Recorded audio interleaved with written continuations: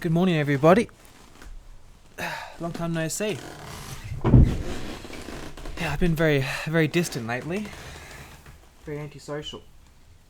And I apologise for that. I've just been a lazy piece of shit. Basically. Tell you the truth. Let you down. Yeah.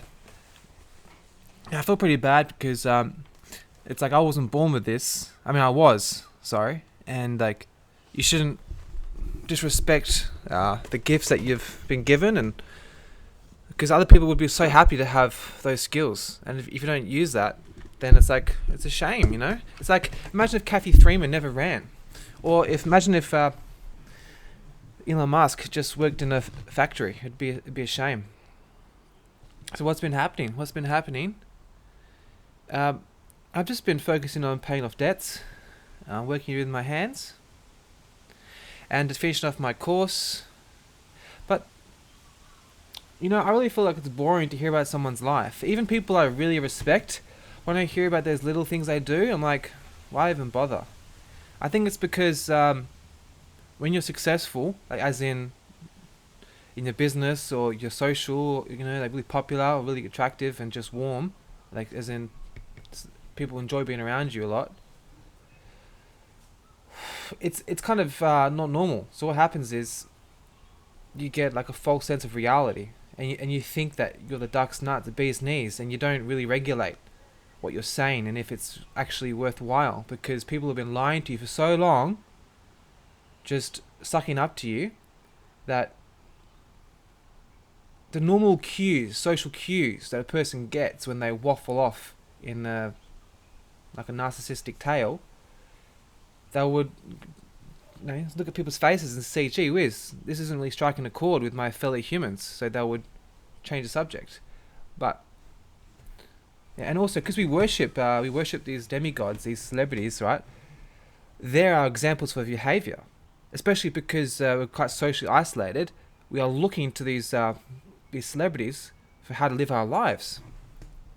And if they're living their lives by telling these useless little stories about themselves, and they seem to really believe what they're saying, they're actually like, they believe what they're saying, and they with all their heart, they feel like it's an interesting thing. Like, to be convincing, you have to really believe it yourself. Like an actual psychopath, to be really convincing, you have to teach yourself that you believe yourself. Like, there's a part of you, there's cognitive dissonance, because you know not to be true, but you've tricked yourself. Like, you're that cunning and manipulative, you can convince yourself to have all these visual facial cues to see like you actually believe in what you're saying. Like AOC, I can tell, like, she really believes what she's saying. She's got like some kind of demonic charge in her. Like, she's got this fucking power, man.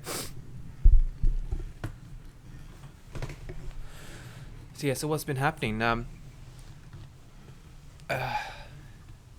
I'm in a pretty good mood today because it's the weekend, but I don't really feel like it's fair to you to see that, because it's not real. Like, the majority of time, it's Monday to Friday, and I'm just like really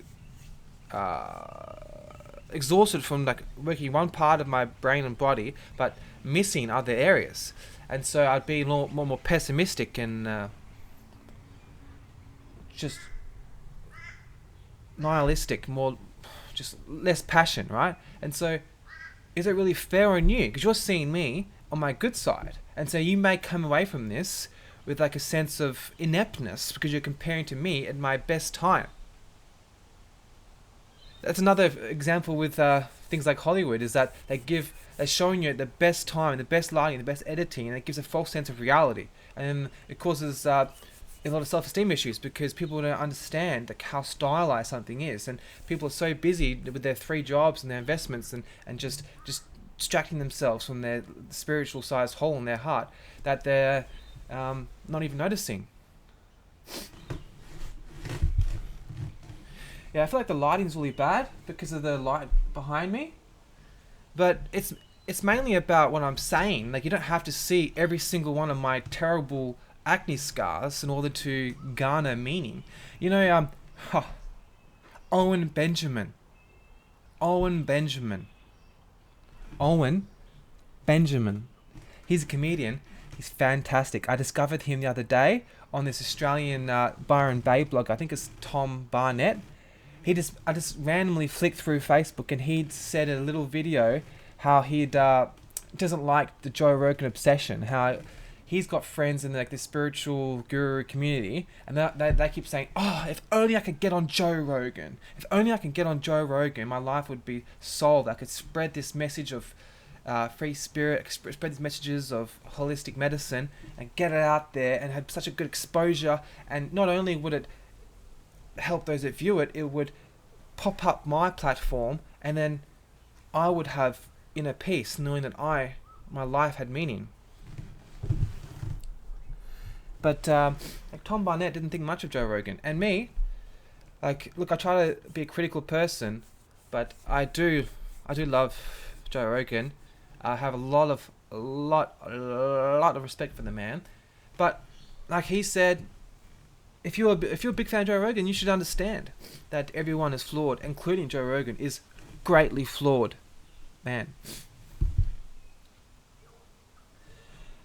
But see, the one thing about Joe Rogan is that he took the money and ran. So, look, I know he believes he's a good man, and he is, because no one is completely good.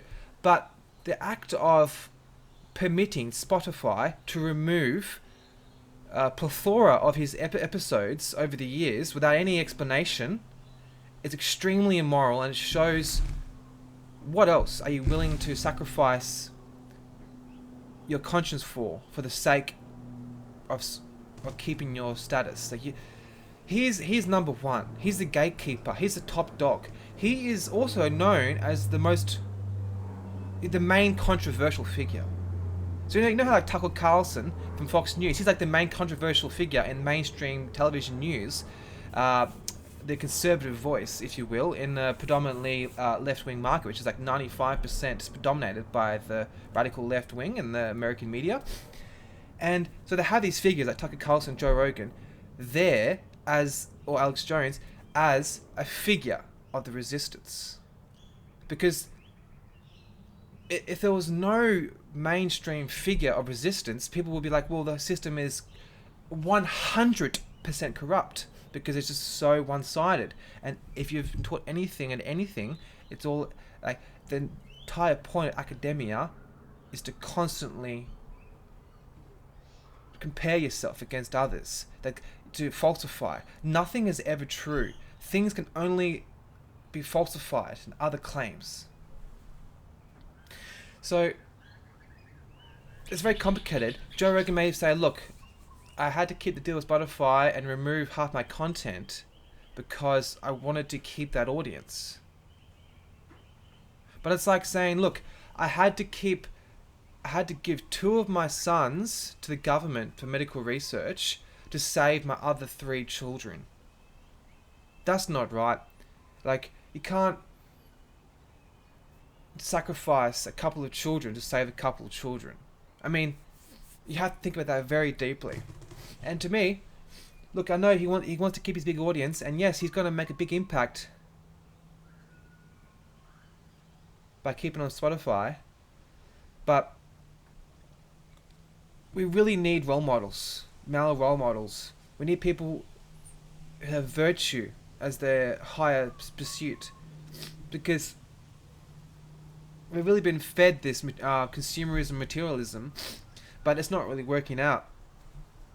I mean, even looking at it in a left-wing perspective, to be obsessed with things is consumerism, capitalism. You have to emit carbon emissions in order to produce those products. So if you're obsessed with wealth, the main attraction is physical properties that you can exchange for your labor for these goods.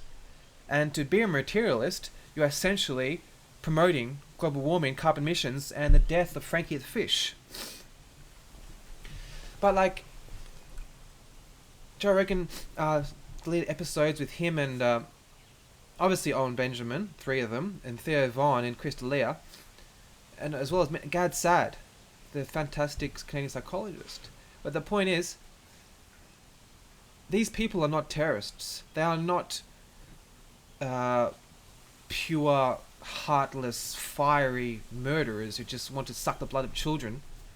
And so it's really odd to permit the art, because the words are their art. The podcast, the conversation, it's a piece of art, because you pay someone for the thousands of years of evolution to make them at that point. Like every single decision they've made in their life, their father's, their mother's life, their auntie's life, the checkout chick at the grocery store 30 years ago that had a conversation with him that influenced his personality or her personality. So there's a real art to be able to be an expert communicator, to be able to convey and articulate in an expressive and charismatic manner the words, the feelings that in your mind, that's a gift. And to produce a successful podcast, that is a creation. It's a baby. And if you murder that baby, that is just immoral, and you should feel bad. And to take away those podcasts that were not defamatory, it's like, Joe, please. But we don't know the full story, okay? He's under a lot of pressure. He doesn't want his kids to get assassinated. So there's always two sides to every story. Now, Owen Benjamin, he is really mad at Joe. Because Owen Benjamin talks smack about him. Basically saying that he took an edible and then he had a schizophrenic outburst and he never been the same. But that's a hell of a claim to make without any... that's a medical diagnosis. To label someone as clinically ill is extremely high baggage, and I'm not sure if Joe understands the repercussions of that. Because normally, to diagnose someone with schizophrenia, they need to go through tens of hours, hundreds of hours of supervision and counselling with a trained psychiatrist who've gone through 9 years of studying. And to throw these claims out there is and also just as a man to man, it's just very, it's kind of bitchy move to do. I mean, from Joe Rogan's perspective, to go move to the farm, which Owen Benjamin did, and get some goats and stop touring every day, it may seem insane, but I bet you in Uzbekistan or Zimbabwe, it'll seem very normal to leave the big city with your wife and 4 sons and just raise some animals. And maybe, look, he had some controversial theories. I know he's into flat earth, and he's quite homophobic, and he's a bit male-dominant. And but, look, he's just someone, Owen Benjamin, who says what he's feeling. And it's a very, very recent phenomenon to be able to make live streams every day. That's unfiltered, right? So you're getting a portal to his mind. So it's not really fair to just call him an evil man, because it's a very new thing. So your concept, your ability to actually analyze the normalcy of that is skewed. Because you don't get access to anyone's mind for 2 hours a day. You don't know your own mother that well. And if you do talk to her for 2 hours a day, it's probably about shopping and nails and best place to get a donut. So it's not really deep. It's not from the heart. And so, yes, he's going to make some mistakes. He's under pressure. And also, Owen Benjamin, he is a man who is fiercely anti-pornography, anti-masturbation. He's pro-sobriety. He doesn't regularly drink or smoke or take any pills, smoke anything. He's a one-woman man. He's a non-gambler. He spends a lot of time milking his cows and he's tending to his 4 sons, who are all under the age of 12. So they're all activities that can stress you out. I mean, he's abstaining from easy pleasure. And that easy pleasure makes you less of a man. When you masturbate excessively, or drink or smoke excessively, or eat shitty foods, or gamble, or chase sluts, or all these quick pleasures, they give you that instant satisfaction, but they take away from your personality the next day, because it is just you're changing your DNA, rewriting it, that rewards come easily with little output. And so you're rewiring yourself to be a boring cunt. And so Owen Benjamin, he may be a little on the edge, but that is probably what men should be like when they're not completely subdued from medication, pornography, drinking, gambling, excessive womanizing, eating yourself to death, gaming yourself to death. The act of abstinence has a shocking effect. Like, I'm sure if you lived away from the city, didn't have Dunkin' Donuts every day, you had to look after 4 kids, you'd be a little bit more highly strung. Especially, he's a man who prides himself on his honor, right? He doesn't, making money isn't his number one goal. And if making money is number one goal, you're willing to sell out. And you make up for that lack of virtuousness with the pursuit of consumerism.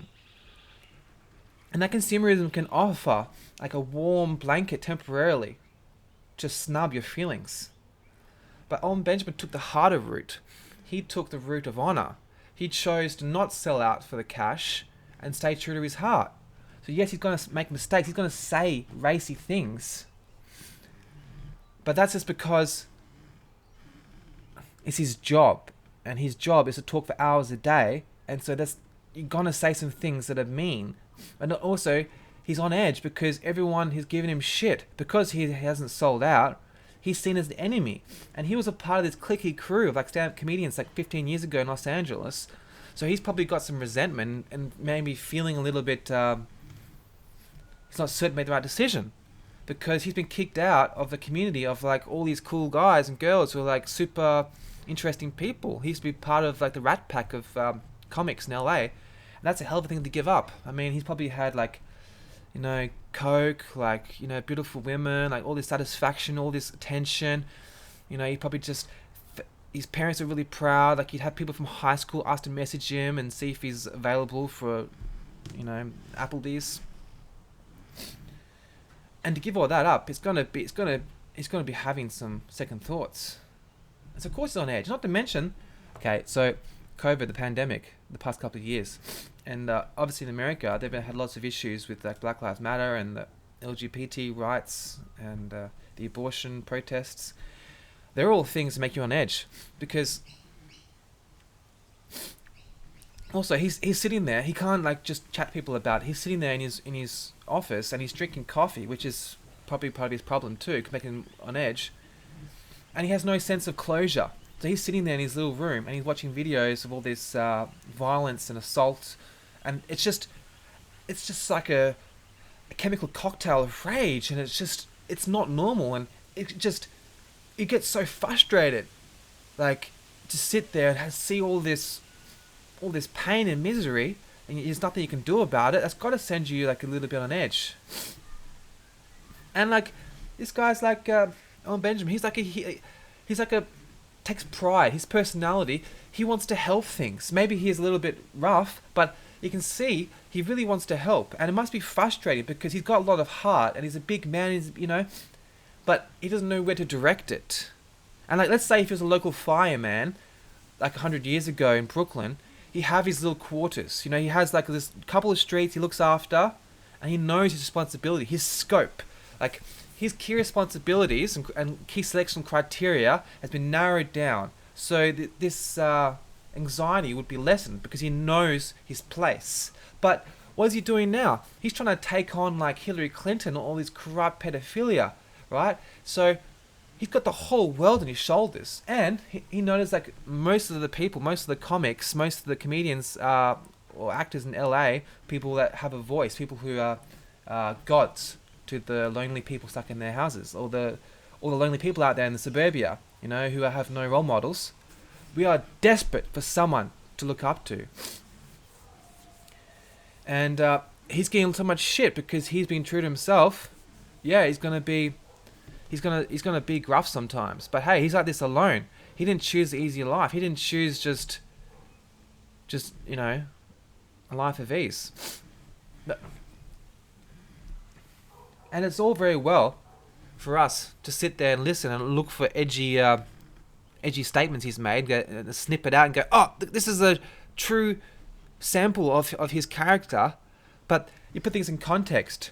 And it's like, let's say you had a 3-hour lunch with a bottle of wine with a couple of old friends at a restaurant. Like, I guarantee you're going to say something in there that's a bit socially unacceptable. If you clip it, take it out of context. And like, there's plenty of things that are seen as really rude or immoral. It's just because he is the socially acceptable enemy that it seems extra bad. Like, he's the person we are told to hate.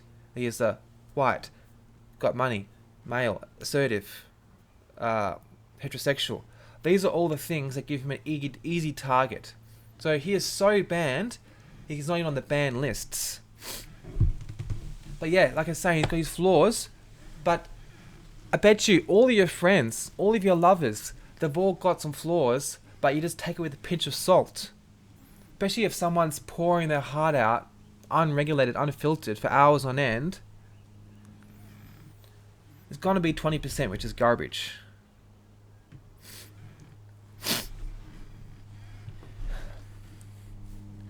But I really like that sincerity, that sense of honesty. I just fucking love it. I just fucking love it. Just someone put their heart in their sleeve. It's just like, yeah, fuck yeah, it's so rare. It's so beautiful, it's so precious. It's like a crystal vase of diamond dust with like some orchids in there, with like some tears of virgins filled up the thing, and rose water on top, and it's like on top of a hill with the sunset in the background. It's just honesty. It's just, fuck yeah. Because there's like so much like walls that people have. When someone pours their heart out, it's so refreshing, because the act of prioritizing material gain over moral virtue has made a lot of human interaction very ungenuine. And over hundreds of thousands of years, we've come to value honesty. So something in the depth of our being that really craves honesty. Even if he's fucked up, even if he makes mistakes, but an honest mistake is better than a lie, which is the truth.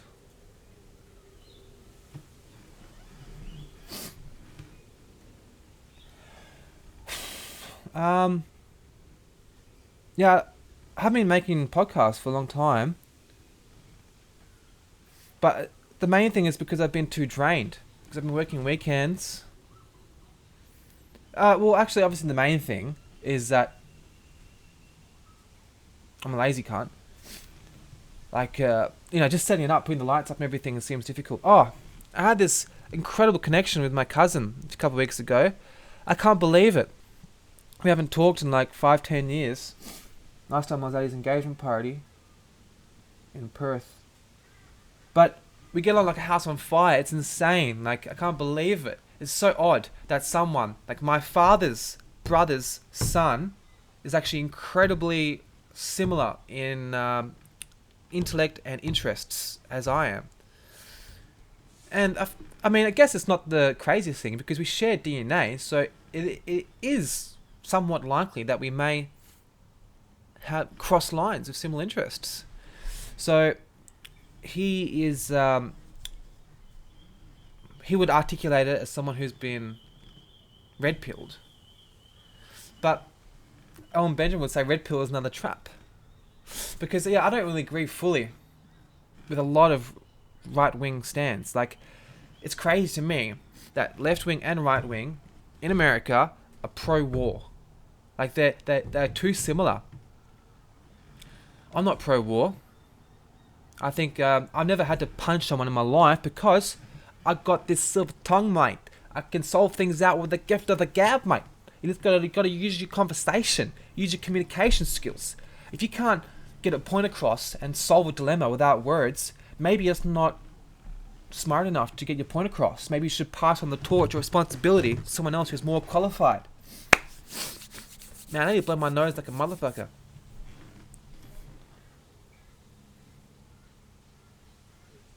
Oh, Yeah, just a couple of notes. Jimmy Dore, he's really good. He talks some truth about Ukraine situation. Like, we're so sensitive from COVID and being locked away, seeing our families. It's really shocking that they want the powers that be, the government and these big corporations to work together with financial interests. They want people to go from disaster to disaster. Like, COVID slowed down, and then Ukraine popped up. And in between, they tried Asian Lives Matter, and they tried Black Lives Matter, and Trans Lives Matter, and Abortion Rights Matter, and they also tried the Anti-Gun Lives Matter. And but it's a really shocking, like, how people have become addicted to fear, and they love these new racy topics to, like, this is my position on it. What the fuck? You're just like little kids that have been given like a lolly and like shut them up. Or like, you see at restaurants now, all these terrible parents will shove a computer in front of their kids to shut them the fuck up so they can talk about their investment properties at the fucking cafe and have their toasted focaccias. Like, here, shut up, little Timmy. Here's a machine robot. Oh, yeah, stimulation. Oh, hypnosis. Yeah. Fuck yeah. Who needs humans? All I need is machines. Fuck the machine. Yeah, iPad in my brain. What was I talking about? Oh yeah, just bad parents who are putting their kids on iPads. I don't know what the point was. I got too into my little demonstration. I lost my original point.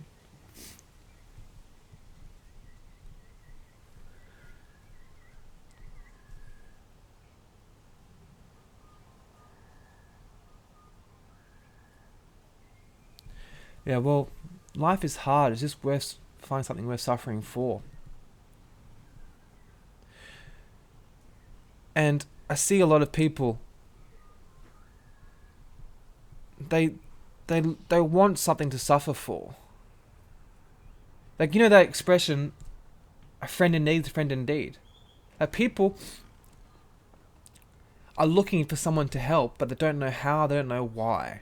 They can't articulate what they're feeling.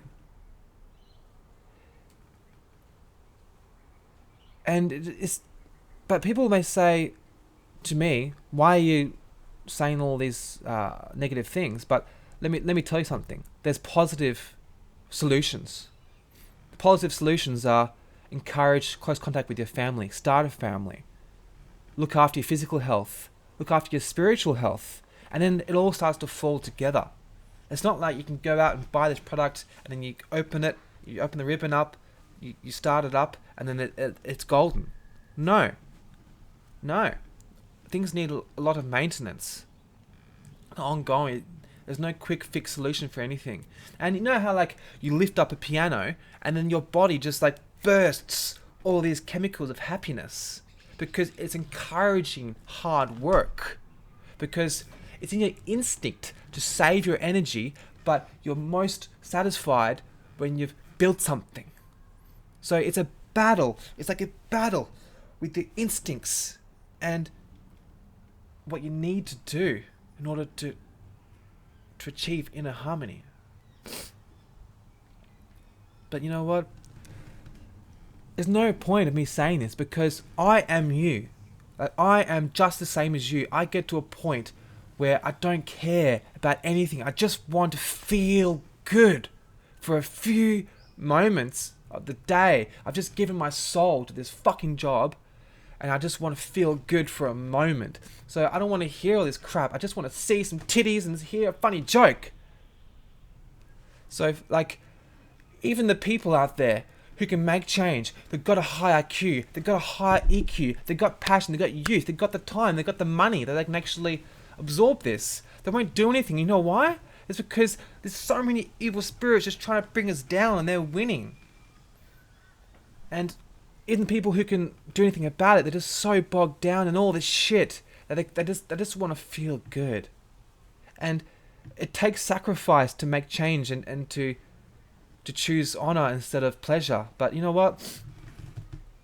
Fuck it, bro. How good is just going for walks in the park and having a coffee with your missus and patting your dog? There's good shit out there, eh? You just gotta I don't know. You just got to get out there.